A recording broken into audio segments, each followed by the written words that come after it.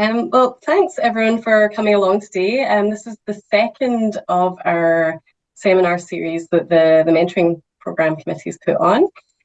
My name is Karen Lamb, and I'm part of the Mentoring Committee, and I have lovely Lizzie with me, who's one of our co-chairs. Now, to begin, I'd just like to start by acknowledging the traditional custodians of the land that I'm speaking to you from today. For me and Lizzie and Emily, it's the Wurundjeri people of the Kulin Nation. And I'd like to pay my respects to elders past and present and acknowledge any Aboriginal Torres Strait Islander people who are here today. So we decided this year that we were going to put on these professional skills series to try and help with some of the things that are essential for us as statisticians and to many other professionals, of course, but are things that we don't really get much of in our training. So some of you may have attended the last one we put on last month on communication, and we've got another two coming up. So if I can just thank you, Emily. So today, hopefully you've all joined for the one that you think you're attending. So today is streamlining your workflow, effectively managing projects, time and emails that Emily's going to deliver for us. And then later on this month, we've got another seminar that Julie Simpson and Katrina Scarra are going to deliver on the 19th of June to talk about tips for interview success, because again, I'm not really sure how we're going to have to approach interviews as statisticians, what kind of questions we're going to get, what kind of balance we have between technical and general questions. So they're going to give you some examples and tips there. So now over to Emily. So as I say, today Emily's going to talk to you about trying to work more effectively, which I've heard Emily give seminars before on this, and actually I've been very lucky to have Emily talk to me over many years now about how to help improve my practices, and it has been incredibly useful. So hopefully you'll get some good advice yourselves from Emily. So over to you, Emily. Wonderful, thanks, Karen, and wonderful to see so many of you here. I guess before I start, I'm going to say I'm not an expert in this. It's just something that people think I do well and have been asked over and over again to give talks about. So that's how I've come to be here talking to you today about trying to manage emails, projects, timelines, and life, really. So a bit about me. Those who don't know me may hear an accent. I hope you still hear my accent, but the accent is from Canada. I'm originally from Toronto. Toronto's not always blue skies. Those in Melbourne who tell me it's cold, and I laugh at you. This is why. This is what cold is to me. But I did leave Toronto 20 years ago. I came to Melbourne, and I have been here 20 years this year, which is quite a while. So that's a bit about kind of how I've come to be. I have been at Melbourne University this whole time, to my master's here, to my PhD here, finished my PhD 10 years ago. And since then have been working in various academic roles. So I'm an academic statistician, and I've had roles in, I have a heavy role in teaching. I coordinate the Master of Biostatistics at Melbourne Uni, and I've been doing that for 5 years now. I also am part of MISH, which is Methods and Implementation Science for Collaborative Research Hub. Karen's going to correct me, sorry. Board for Clinical and Thank Health you. Research Hub. Yes. So we just say MISH, it's tricky. But in summary, MISH is a platform where we attempt to help researchers across Melbourne University and the partner organizations in their research projects. My main focus with this is in evidence synthesis, so systematic reviews and meta-analysis, but we wear many hats, and I am involved in trials and observational research as well. And then linked to that, I do methods research, or try to do methods research, and try to find time to do methods research in the area of evidence synthesis, specifically meta-analysis and network meta-analysis.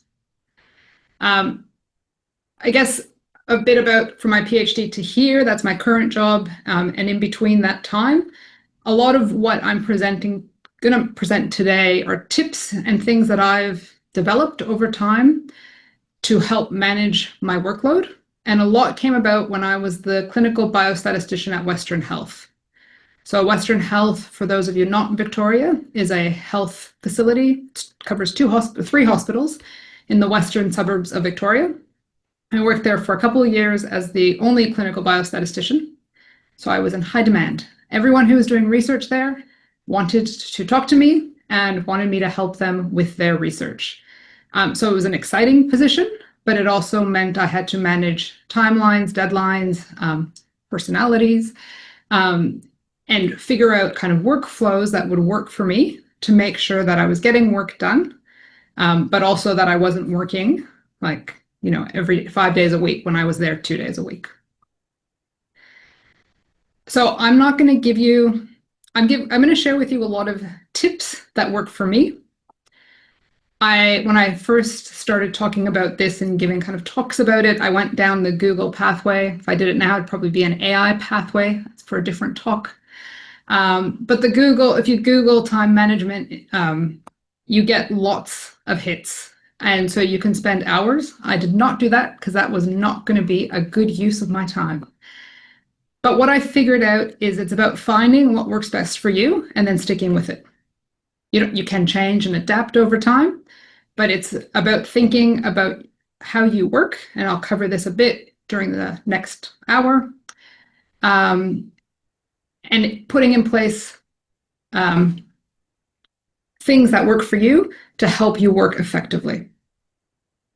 So as I start, the talk will be broadly covering a little bit about awareness, then quite a bit of time on arrangement, and then how to adapt.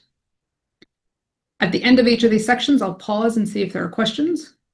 So I'm happy kind of to take at those junctures any questions. You can put them in the chat, or you can raise your hand, and I might ask maybe Karen to help facilitate that when we get there. Good. So awareness. So this is about taking time to think about you, thinking about when are you most productive, how long things take you to do. Different tasks and different people will take different amounts of time. You could try timing yourself for a couple of weeks. Some people keep track of it, the time they spend on all their tasks. But if that's not something you do, you could use, there's lots of programs out there, and I'll come back to one later, but one of them is Toggle. You could use something like Toggle to track how long things take you. And then you can reflect on how well you estimate the time it takes you to do things. In general, we tend to take longer to do things than we think. So when I have given this in more of a workshop setting, I get people to kind of talk amongst their groups and think about their own self-awareness. Given it's online and kind of time limited, I'm going to talk about my self-awareness, but I encourage you after this session to take a moment or a few moments to think about you. Think about when are you productive? How long do you spend on tasks? What works for you? So a bit more about me. I'm most productive in the morning. I am a morning person. So I do find it better if I have complex tasks to do those first thing. I'm not someone who can jump in and out of projects quickly. I can't spend, say I'm doing a simulation study or reviewing a really complex paper, I can't spend half an hour on it here and then come back to it in 2 days for another half an hour. I need big blocks of time to do complicated tasks. I get super distracted by emails and that little envelope that appears at the bottom of my computer. And I'm a list person. I like lists. I like crossing things off of lists. I've always been a list person. Back in the day when I had a wallet, I'd have a Post-it note in my wallet with my lists. So that's just who I am. You may be nodding to some of these things, and some of them you may not agree with at all. That's cool. You just need to think about what kind of person you are and what things and how you work.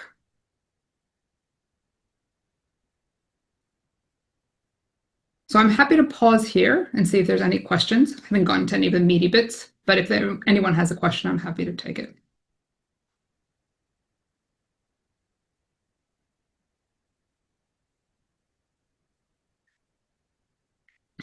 Okay, no questions. I'm not surprised. Let's get into some of the more meaty stuff about how to actually arrange tasks and life. So this is what I told you about my self-awareness.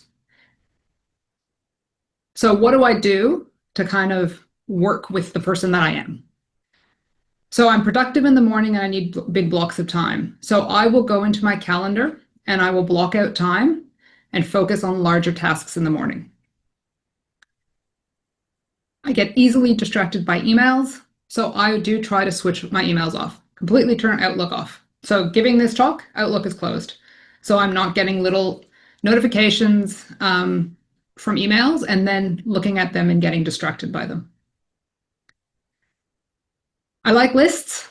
I've told you this, and I have spreadsheets. I also have a notebook, and I use this to track my tasks and track many things. And I will be showing you some of these spreadsheets that I use throughout this talk. I'm happy to share them as well. This was one of the things Karen alluded to in her introduction. I'm happy to share those. I can facilitate that with Karen or Jody. So part of figuring out how to organize your days and your weeks is to think about how to prioritize tasks. Most of us as statisticians, and in different roles, you're faced with having to prioritize your tasks and think about which one you should do first. Oftentimes, it's the squeaky wheels that we prioritize, and that can work, but it often means that people who don't have a squeaky wheel personality will get ignored. So you need to think about how you are prioritizing your tasks, and if you're kind of think about how you're prioritizing them and what you're giving preference to. So one way to do this is called the Eisenhower matrix. I will admit I don't use this, but lots of people do, so I have put it in here. The idea with the Eisenhower matrix is to think about important tasks and not important tasks, and how urgent or not urgent the tasks are. So for urgent and important tasks, you just have to do them. They have a clear deadline, and there's immediate consequences for not taking whatever that action is. So this could be, I'm an academic, you get an email from the head of school, you need to make a change to something and the form is due tomorrow. So you need to kind of stop what you're doing, fill in the forms. There's always forms in universities. Fill in the form, submit the form, because that's just what needs to be done for whatever action is needed. Other tasks are important, but not necessarily urgent. So these are things like grant applications, promotion applications, where they are important, you need to complete them, but the deadline, and the deadline generally is not imminent. It's not happening today or tomorrow. It's kind of a while away, and so you can schedule the tasks around that and around that deadline. Not important, but urgent. They suggest that you can delegate these tasks. I realize this is a bit of a privilege to have people to delegate to, and so I do struggle with that, because for a very long time, I was not in a position to delegate tasks. So you need to think about this a little bit and try to figure out, who can delegate the task to. Some of these tasks may not be work tasks. They could be at home. So you need to, think about that a little bit. The final thing is not urgent and not important, and they suggest that you delete these tasks. They have social media on there and watching TV and playing video games. I would argue not to delete these tasks. If they bring you joy, keep them in your life. Don't delete them, but maybe think about how much time you're spending on them.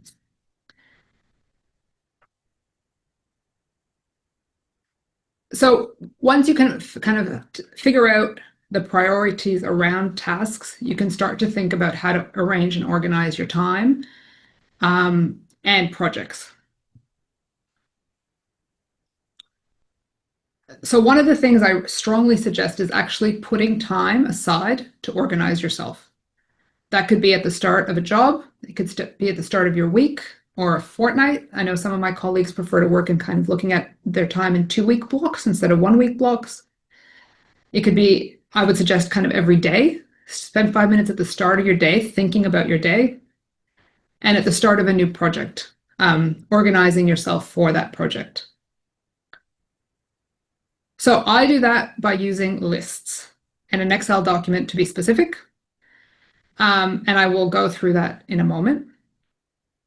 And then linking back to what I talked about timing yourself, and reflecting on how well you estimate time, it's important to set realistic deadlines for yourself and for others.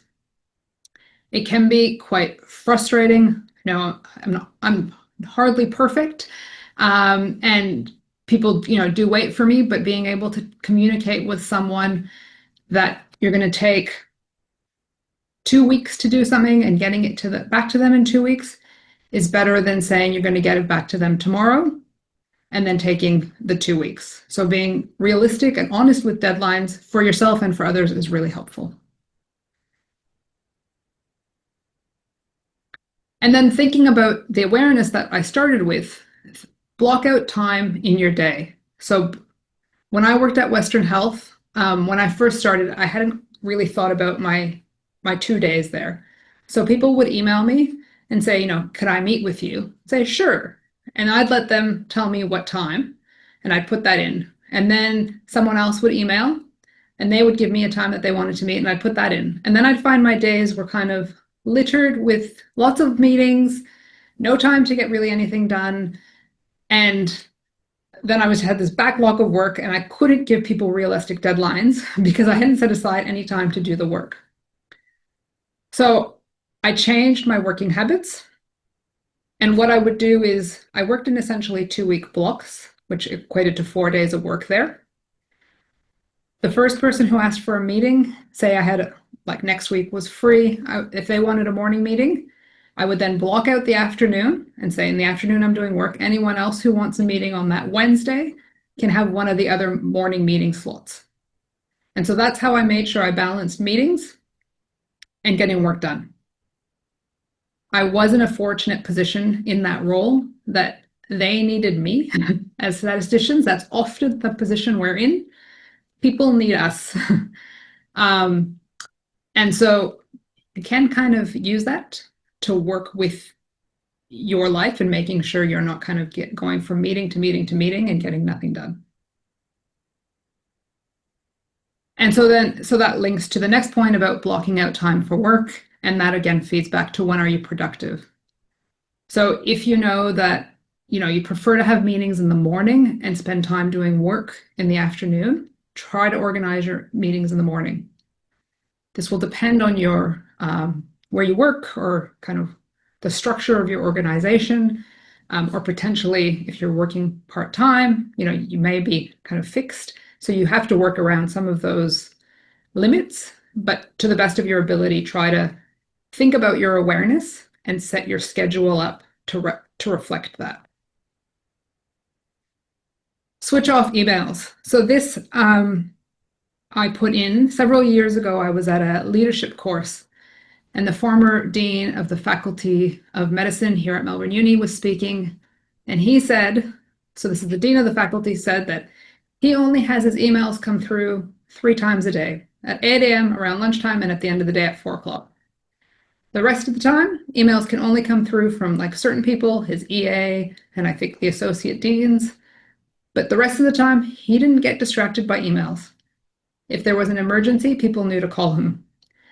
So I decided that if the dean of the faculty could not look at emails, then it's probably okay if I switch my emails off for an hour or 2 each day. They'll be fine.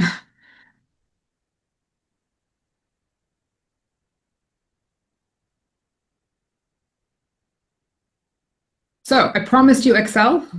These are not sophisticated, but they seem to work. And I've had anecdotally people tell me that they use them.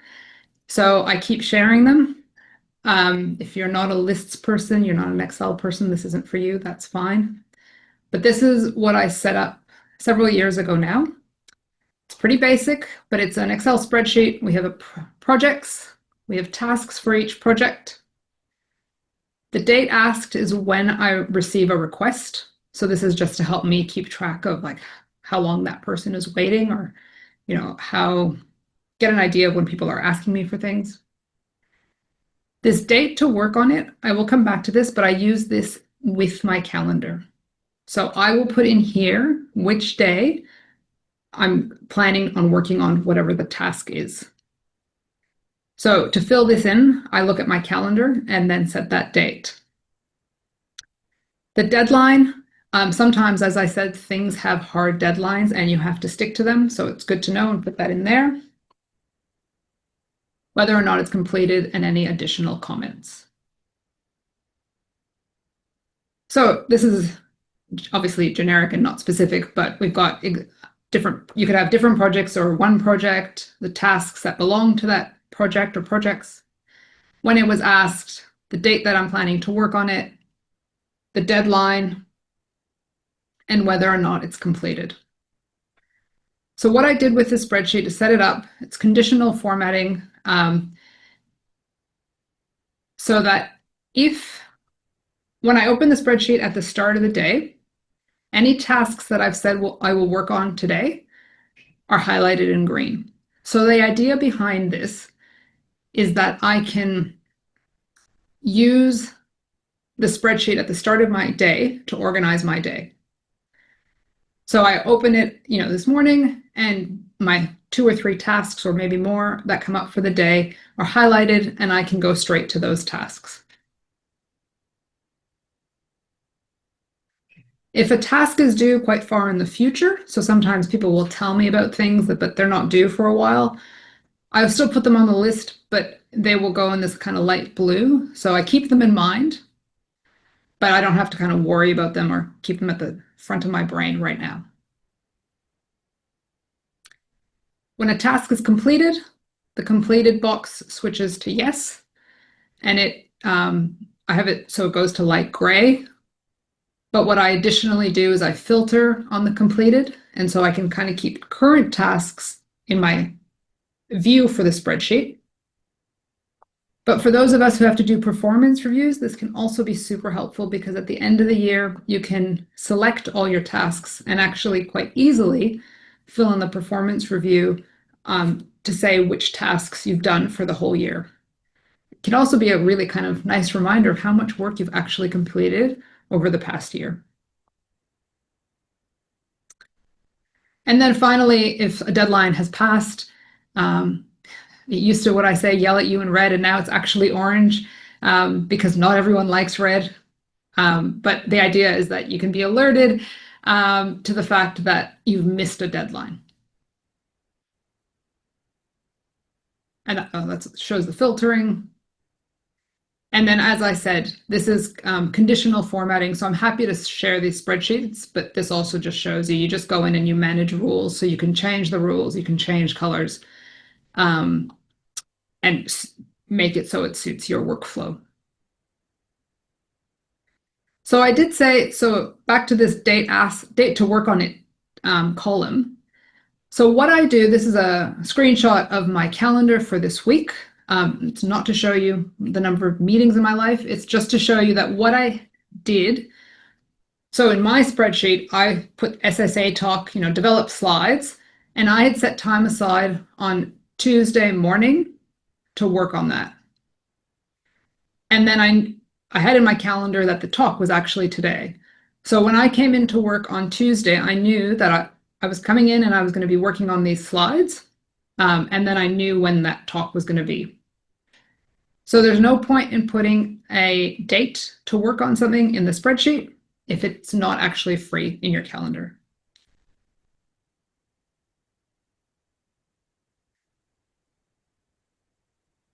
So in keeping with this, I might actually pause here for any questions.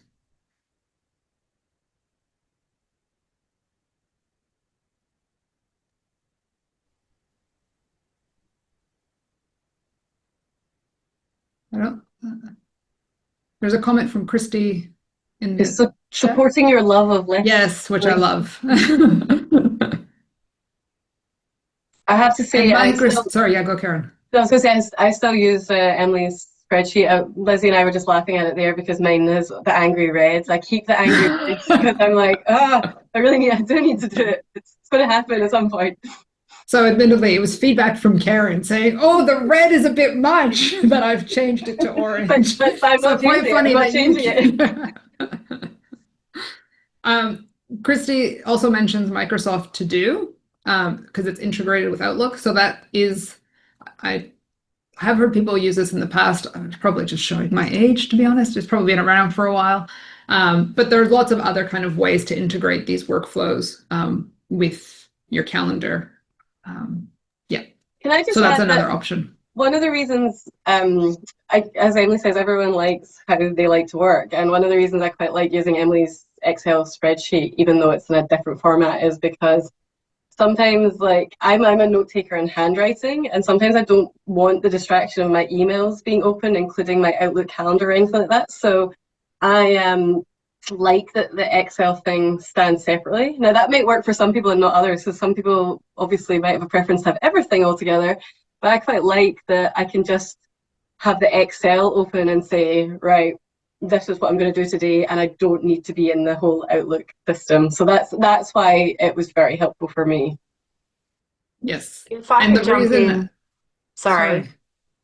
Yeah, go, Christy. Sorry, it's my, yeah. So Yes, it was your comment. Yes. So Margaret's like you, I get distracted by emails as well. So I was just nodding along when you were talking about yourself. But I'm very bad at feeling like I might miss something. So I just turn off the little pop-up box, but I have my emails open.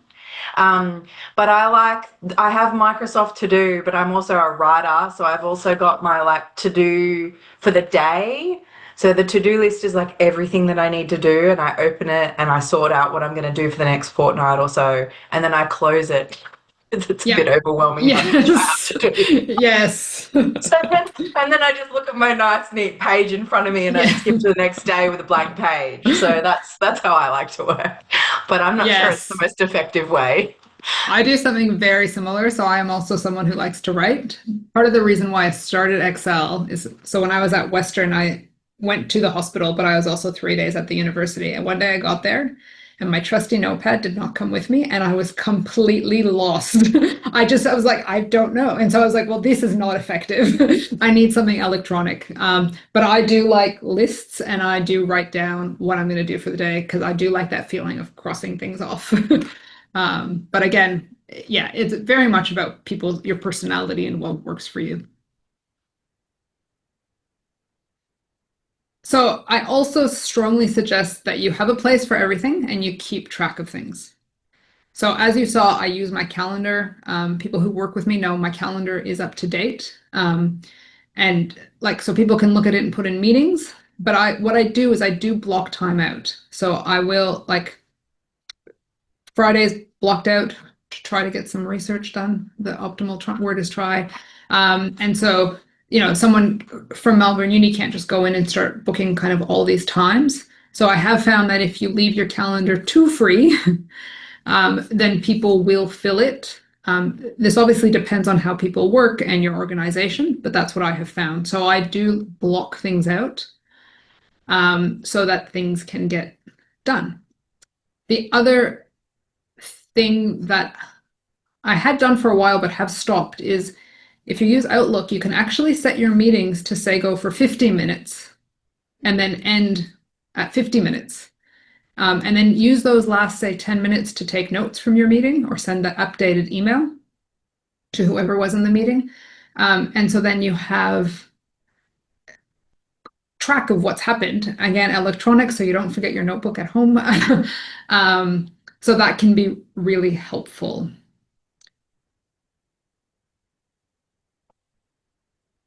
Keeping track of projects and project folders and files, and then projects and deadlines. So I'll go through some kind of ways to keep track of projects. And I won't show project folders. I like folders and I like subfolders. So I have quite a system. As I said, I work in Mish with Karen and Sabine Bratt, which many of you will know. The folder structure that we use for Mish is probably much more sophisticated than my own. But here within folders and files, it is about not just saving, say, everything into your desktop, or whenever you download things, leaving them in the download folder, creating folders for different projects and thinking about the subfolders in there. So when someone asks you for something, or when you're trying to look back in a project, you can easily find things. Also, if your computer crashes, things in the downloads tend to get deleted. So top tip that I give my students too, don't leave things in downloads. So for projects and deadlines, there are different strategies for this. Trello is one strategy. I don't personally use Trello, but I will show you a couple examples of how it can be used. At Mish, we do use Trello, and that works quite well for a big team. Gantt charts are often used. I spent a lot of time using Gantt charts during my PhD, and they were very effective, but I have found that I don't need them as much anymore, so I just moved away from them. Keeping track of deadlines, again, super important. I do use my Excel spreadsheet for that, and that's how I manage that.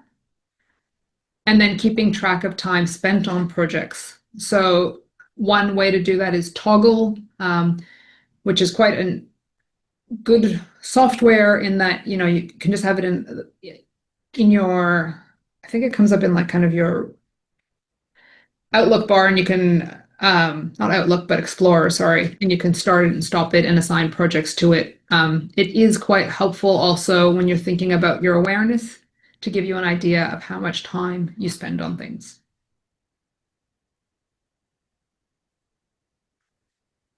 So I have two examples of how to use Trello to manage projects. One is so with Trello, you can have these cards and you can assign tasks to cards. So one way, you can have kind of different Trello boards for different projects, or just for your own tasks. And so you could have one card that's the completed tasks, one is a work in progress, one is what's coming up next, and one is future tasks. So it's probably making my spreadsheet a bit more modern. Within this, you could move tasks from one card to another. So when you complete a work in progress, you could move it to completed. If you are working with several people on a project, you can assign people to that task. And so they can then see that, you know, that they should be working on this, or they can assign it back to you. So it is quite helpful in collaborative groups. Another way is to have projects. So for each project that you're working on, you have a card, and you can put the tasks as the tasks within a card that represent the tasks for that project, and then assign people to those tasks.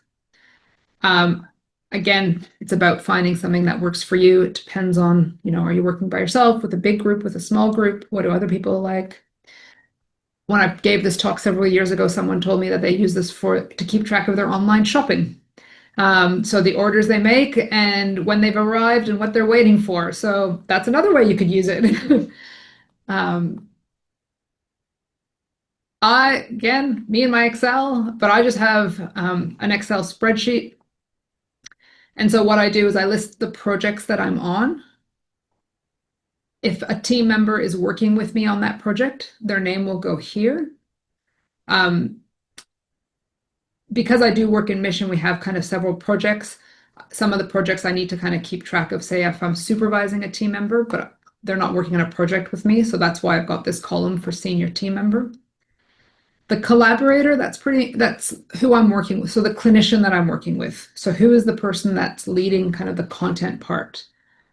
And then deadlines or notes kind of go in these columns, and whether or not the project is completed. And then finally, keep track of your publications. So my somewhat funny story about this is when I was at Western, I was on lots of publications because I was working with lots of different collaborators. on different projects. I left Western, but I was still at Melbourne Uni. My email address hadn't changed. And I got an email about a year later from someone saying, I was kind of just thrown into an email. It was a big chain, and it was like, oh, Emily did the analysis. She's no longer around. Don't think she needs to be included on any of the publications. And I was quite outraged, but I admittedly had forgotten about the publication. It had slipped off my radar. So this and the fact that Julie Simpson, who's my supervisor, comes into my office every now and again and says to me, so what publications are you on? What are submitted? And Julie has an amazing memory, but I would sit there and go, And so now I can just bring up my spreadsheet and tell her this many are submitted, this many are in preparation, this is how many I'm leading. And then the final thing with this is that if it's been a while since I've heard about a publication that I'm a co-author on, I can email people and say, hey, what's happened to that? And get kind of status updates. So with this, again, it has conditional formatting. When a paper is submitted to some amazing journal, it'll go highlighted in orange. And when it is accepted, it again goes into the light gray.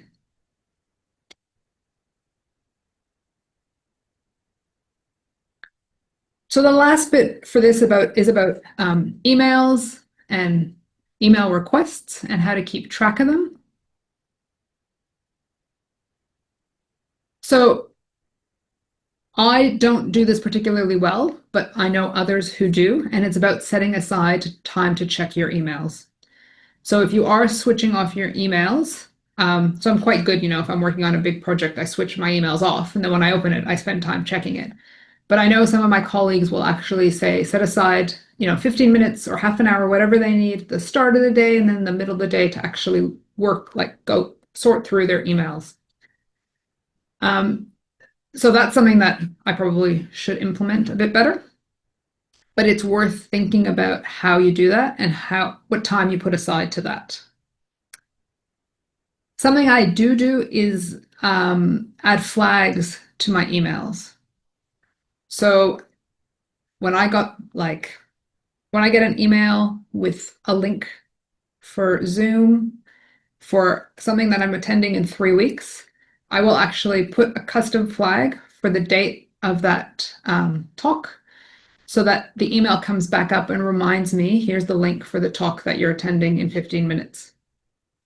Similarly, I do that with if I'm going to work on something. So in my spreadsheet where I have the date to work on something, if I get a manuscript to review, I will add a flag to say, you've set aside time next Wednesday. So remind me next Wednesday that this is the email that I'm working on. So I link my calendar, my emails, and my to-do lists so that they're all working together and reminding me of one thing and not 20 at one time. Delete and unsubscribe. We get a lot of emails. I get a lot of emails, both personal and professional. Don't be afraid to delete or archive. Use your judgment on that one. But also don't be afraid to unsubscribe from lots of email lists. I'm not telling you to unsubscribe from your school email list or your faculty one. I'm telling you to use your judgment here, but do unsubscribe where possible. And then I like folders and subfolders, and I like to be able to find things. So I'll bring this up now, but my email is structured in such a way where I do have lots of folders. So for example, down here, I've got grants or tenders. And then if I was to expand that, you'd see I have the years. So I can go back, say I worked on a grant in 2021, it would be sitting in a folder within the 2021 folder in my grants. And so if I need to go back to look at communication on a project that I'm on, I can easily find it. The other thing I do in my inbox, I have subfolders. Probably the most useful ones are the to be actioned and the future reference folders. So to be actioned, it's where I'm putting things. If I'm reviewing someone's manuscript, it's going to go in there with a flag to remind me to do it whenever I've set time aside. Future reference is about, I get some emails where I just need to quickly find them in the future. I know that I'm going to have to refer to this in the future. And so instead of putting it into one of my folders, it's like, just put it there. There are not many emails there, but every now and again I get one and I'm like, I'm going to need that in the future. Future Emily will be happy that I've put it here. CV stuff is when I hear about people tell me things that like, oh, that would be good for my CV or for a future application. I just put it in there, and so I can get easy access to it. Articles to read. I'm glad you can't see how many things are in there, but that's full of things I one day will read. And to discuss with Julie is just about when I get emails that I need to talk to Julie about. When she pops into my office, they go in there. But so these are my kind of like quick access emails, and the rest are everything else that gets put into a folder down here are just for like, so I have them at hand if I ever need them in the future. So any questions about any of that, or any tips from anyone else, things that you guys are doing that you think would be helpful?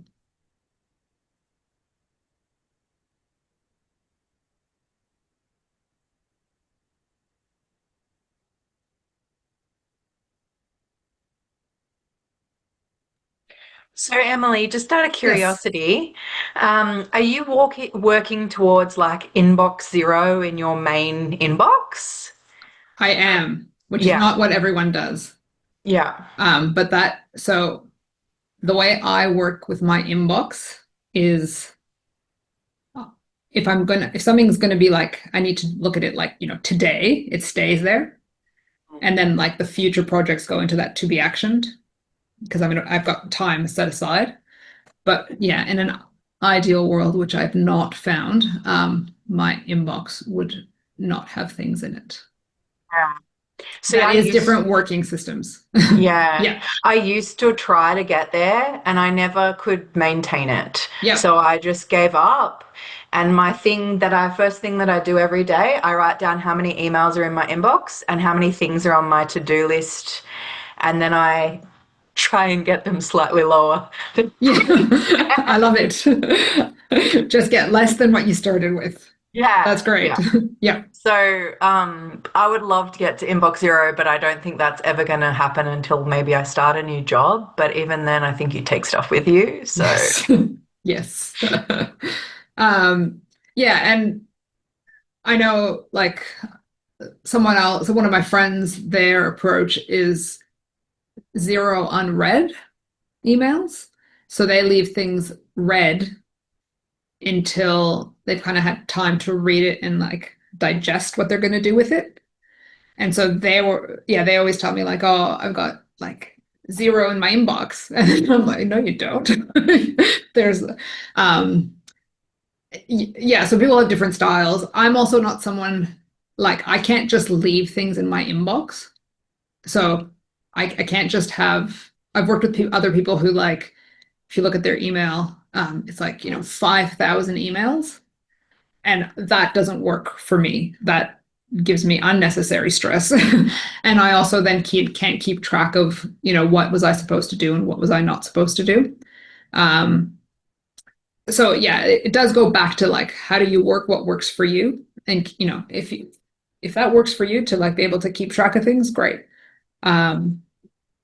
And I guess working with other people, I have found that you can't teach an old dog new tricks, but if you're kind of coming into a job thinking about some of these things so that you're not getting to a point where in 5 years your inbox is at 5,000 because you hadn't thought about any of these strategies, is part of probably where I'm coming from. Like, think about this at the beginning so that you don't end up at that point.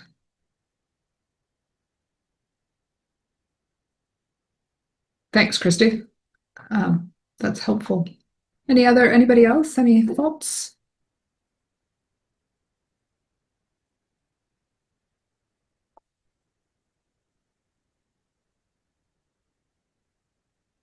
If not, I only have a few more slides left. Thinking about who you are and different strategies to organize and arrange your time and your projects and your emails it is about then adapting what you do to kind of, I guess, optimize your workflow. So a few years ago now, I read this book, Atomic Habits by James Clear, and I found it really helpful. And so what it talks about is not trying to implement everything all at once. So if all of what I've talked about is completely foreign to you, don't try to go away, this afternoon and totally change your workflow and how you work. Start with like adding small things. So make small changes. So if maybe it's, using your calendar more effectively, that's what you thought was really a good tip. Start with that for a couple weeks. And then, kind of settle into that before you try to change something else. I, in general, find it helpful to break big tasks into small, achievable chunks. So recently, I gave this talk and someone asked, like, what about if you're just working on really big projects? How do you manage that? But every big project has small chunks, tasks, whatever you want to call them, sub-projects. So not trying to kind of get overwhelmed by just the big. You need to keep track of the big picture, but you can also, I find you can always break things down into more achievable chunks. And so if your day is broken up into hour periods, perhaps it's about thinking about what you can achieve in an hour. So for example, if you're writing a grant application, it might be writing a page or writing a half a page instead of writing that whole section. Always leave buffer time. I would say leave buffer time in your day. So, and leave buffer time kind of with projects. If you think it's going to take you 2 weeks to do something, an analysis or something, tell your collaborator 3 weeks. They're always happy to get things earlier than late. Another tip is after every meeting. So if you are more in a consulting role, when I worked at Western in more of that role, what I would do is when I had a meeting, I would then set aside 15 minutes. I wouldn't book another one back to back. I would leave 15 minutes, one, to get my head back in the next project, but also, as I said, to send that email of like actions or summary points or whatever it is, or just take notes yourself on what you've discussed in that meeting. Some people can do this during the meeting, but I do find it helpful to give yourself 15 minutes or half an hour, whatever you need, to kind of wrap up that meeting before you go to the next one. So to adapt, I do use my spreadsheet, and I also use my handwritten notes. I try not to book back-to-back meetings. And I have days with, nowadays it's very few meetings. And once upon a time I would have days with no meetings. But try to kind of think about how you work. If you prefer to have a couple meetings each day and then, have the afternoon free, that works for you, do it. This is kind of what works for me and what I've implemented. Final tips. AI can help, but that's for another talk. I haven't explored using AI tools to bring everything that I've talked about together. Apparently, they are out there. Others may have more experience with this than I do. And so that might be another talk, Karen. And then what I started with and what I come back to is find what works best for you, and stick with it. So trying not to keep, every month changing what you're doing, but rather think about who you are, think about some of the strategies I talk to your colleagues, friends, peers, see what they're doing, implement one strategy at a time and spend some time incorporating that into your workflow. And then hopefully with a bit of time, things will improve. So that's my final talk. My final slide, any comments, questions? We've got Tim saying create project activities folders for emails. I'd be happy for you, Tim, to kind of comment on that further. Just in my experience, you just create different project activities, like creating project 1, project 2, project 3, pay invoices, schedule this, various different project activities, Yep. So you create them, and then because people send you emails what you need to do, and then you can't do everything at once, as you know, and so you just, once you've done them, you just put them into different folders. Oh, yeah. Yep. Yeah. Great. That'll get you down to 0 eventually. Yes, eventually. If that helps. That's just based on my last contract experience. That's all. Yeah, excellent. For Victoria government. Oh, that's great. Thanks, Tim. And Christy agrees that that's what she does. And when the email is finished with, she files them away out of her inbox. Neve. Thanks, Emily. I think I've seen you speak on this before, but I thought I'd come again because it's always very insightful, and I think I get something new every time. But I just had a question more about sort of managing those urgent activities, because I tend to find that things will happen or people will email me and be like, I've got comments that I need to respond to in 2 weeks, and it's a student and they have their deadline in a week and they need something reviewed or something like that. So I find that those often come in and sort of throw out the whole schedule and the things that are mine, and that I've got this dedicated time, but all of a sudden that needs to be pushed back a week because of whatever situation that's arisen. Yep. So I wonder if you have any tips for dealing with that sort of situation. I have lots of thoughts on many things, but yes, I have. There's 2 kind of strategies. One is about the buffer time.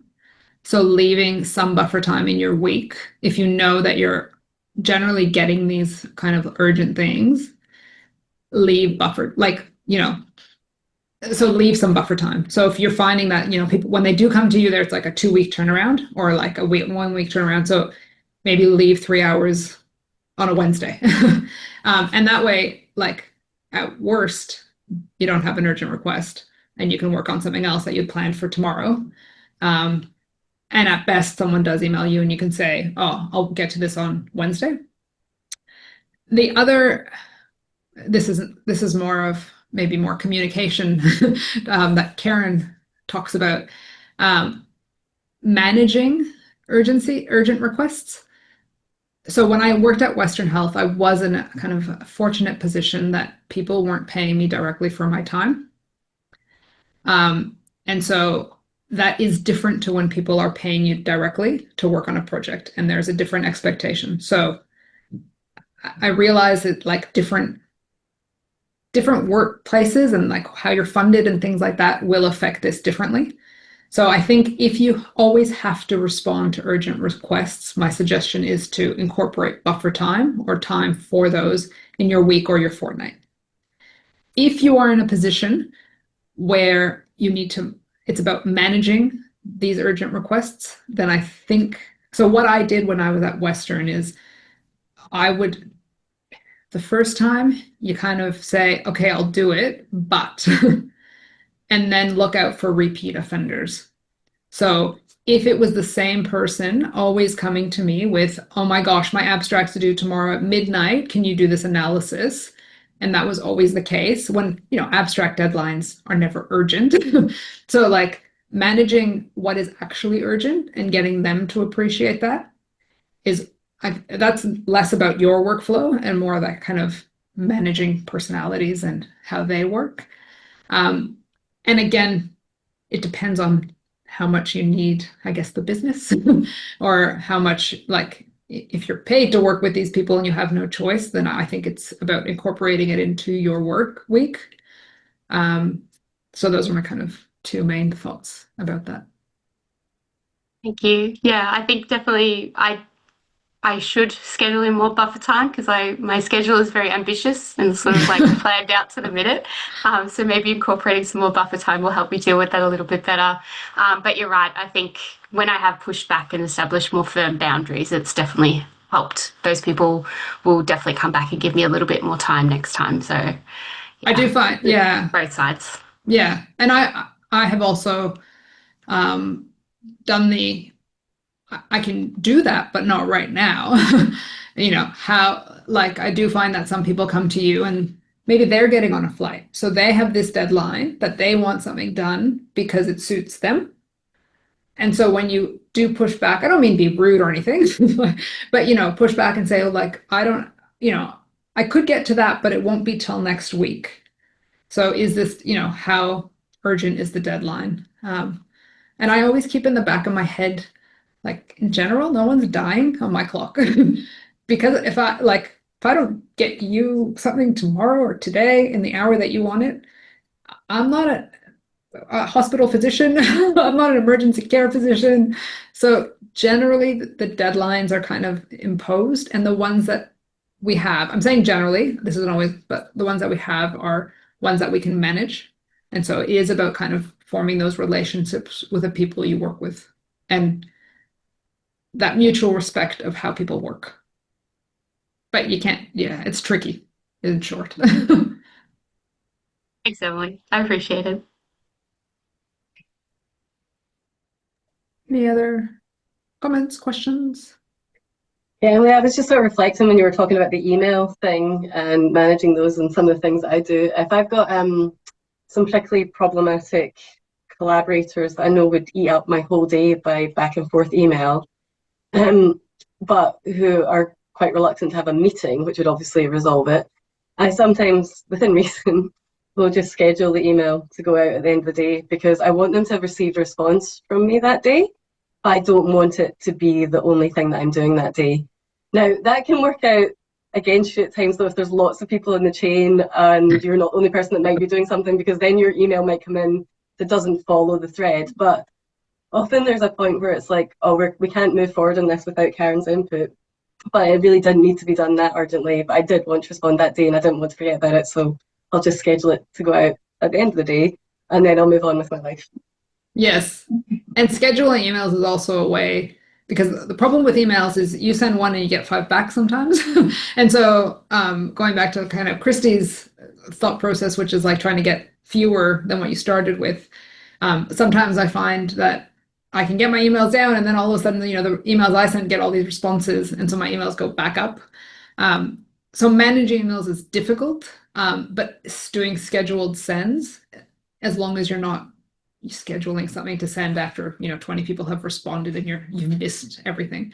But scheduled sends can be effective and help to kind of, like, if all your emails are going out at 4, and then you can just kind of come back in the morning, you've set aside half an hour to then go through your emails. Yeah, working with that can be effective. Tim has said, like, to do the easy ones first and follow up on the hard emails later. And so that kind of links in with if you have time set aside, say at the start of your day, you can work through all the easy ones and then figure out when you're going to action the more difficult ones. As long as I like to carry things with me. And so sometimes the difficult ones might just eat up the rest of my day because I can't stop thinking about them. So, and Christy has suggested using Copilot to structure and help with the hard ones. So definitely AI can help with that, but don't, and Copilot, I haven't used Copilot, but I have used AI tools. That's definitely a way, but make sure you proofread and check what they're coming up with. Don't just press send.